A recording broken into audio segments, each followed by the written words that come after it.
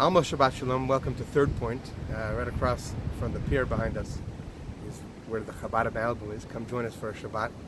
This week, amongst the many different experiences that I've had, and everything, of course, is divine providence, I got to hear a speech from Rabbi Yossi Jacobson regarding my very dear cousin, Razel Volvovsky, of blessed memory, who this week we observed 30 days since her passing.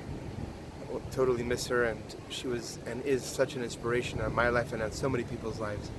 And in his sharing at the event, his story that he said was when he was a young child, he was 17 years old. For Yossi was then, if you look him up online, and I encourage you to, YY Jacobson on YouTube has some great lessons there, classes.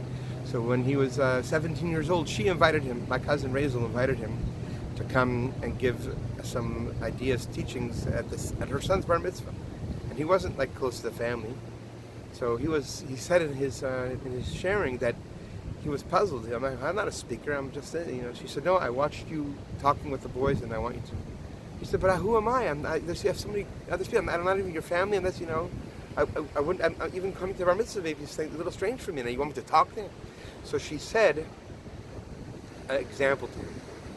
And she said, that the fishermen in certain areas, right after it rains, is a very opportune time for them to come in to fish. And the reason why is while it's raining, because the fish in the water, they come up to the top, to the surface, to get some of that fresh water. So the question, of course, is what do they need to go to the top for? They're surrounded by water. What do they need to go to the top for? And the answer is because, of course, they're surrounded by water, but that water has all the other stuff that's in it. And unfortunately, stuff that we pour into it. Well, that's a longer conversation and important. So therefore, they get the fresh water. It's delicious. And you know what? Everything we hear and we see is a lesson in how we are meant to serve Hashem. And from Razel's story, which may her soul continue to have tremendous nachas, tremendous joy from all of the beautiful fruit that she left and continues to grow in this world with all of her beautiful children and grandchildren, and her wonderful husband Monya, may he be healthy and well and have great joy in his life. So I learned from this Razel about idea having related to this week's parsha, that this week's parsha is about also internal slavery. And internal slavery is becoming enslaved to the waters that we're drinking.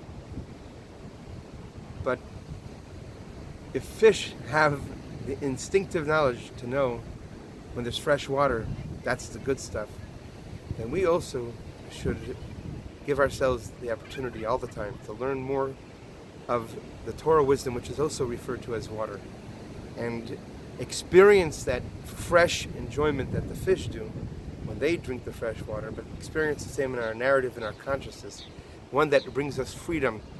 So we leave the slavery, that we continue to be in the midst of, albeit not necessarily physically, but until the time of Mashiach, may it be right away.